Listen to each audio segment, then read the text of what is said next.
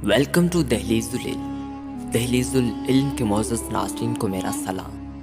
नाज़रीन, आज की इस मुख्तसर सी वीडियो में आपको कुछ साइंसी हक़ाइक़ के बारे में आगाह किया जाएगा। वीडियो में आगे बढ़ने से पहले आपसे छोटी सी गुजारिश है कि अगर आप चैनल पर न्यू हैं तो बराए करम चैनल को सब्सक्राइब कर दीजिए। Fact number 1। दोस्तों, आप अक्सर देखते हैं कि परिंदे बिजली की तारों पर बैठे होते हैं, लेकिन फिर भी बिजली ने कोई नुकसान नहीं पहुंचा सकते। ऐसा क्यों होता है? तो देखिए दोस्तों, बिजली किसी भी चीज़ को सिर्फ उसी वक्त नुकसान पहुंचा सकती है जब इसका सर्किट मुकम्मल हो जाए। आप देखते होंगे कि बिजली की दो तारें होती हैं, उनमें से एक तार को लाइव वायर और दूसरी को ग्राउंड वायर कहा जाता है। सर्किट उस वक्त मुकम्मल होता है जब ये दोनों तारें या तो बराह रास्त या फिर किसी ऐसी चीज़ के जरिए एक दूसरे से जुड़ जाएं जिसमें से करंट गुजर सकता है।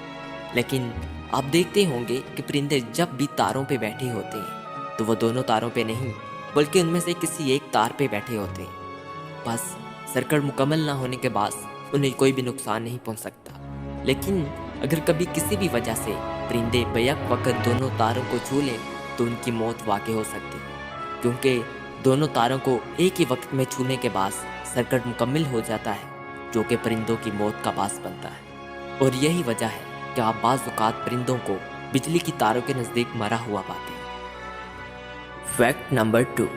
दोस्तों, एक और सवाल हमारे जहनों में आता है कि एल्फी अपनी बोतल में क्यों नहीं सूखती और चिपकती? तो देखिए दोस्तों, एल्फी एशिया से सिर्फ उसी वक्त चिपक सकती है जब वो हवा से तामुल यानी कि रिएक्ट करे। दूसरे अल्फाज में, अगर हवा ना हो तो एल्फी एशिया से चस्पा होने की सलाहियत खो देती है। बस एल्फी को बोतल में भरते वक्त बोतल में से सारी हवा खारिज कर दी जाती है और यूं हवा की अदम मौजूदगी के बाद एल्फी बोतल के अंदर नहीं चिपक सकती। लेकिन फिर भी जब आप बेवक्ते ज़रूरत एल्फी को बोतल में से निकालते हैं तो आप नोट करते होंगे कि तब वो अपनी बोतल के ऊपरी हिस्से पे चिपक जाती है, क्योंकि उस वक्त वो हवा के साथ तामुल यानी कि रिएक्ट कर रही होती है। यही वजह है कि हमें हर मर्तबा सुई के ज़रिए बोतल का सुराख दोबारा निकालना पड़ता है। एल्फी के समल का तजुर्बा आप एल्फी की बोतल को काट के भी कर सकते हैं। आप देखेंगे कि जैसे ही आप एल्फी की बोतल को बीच में से काटेंगे, उसके चंद लम्हात के अंदर एल्फी बोतल के अंदर ही सूखना शुरू हो जाती है। दोस्तों, ये थे कुछ साइंसी हक़ाइक़। आपकी खैरियत के लिए दुआ गो हूँ। इजाज़त चाहता हूँ। अल्लाह हाफ़िज़।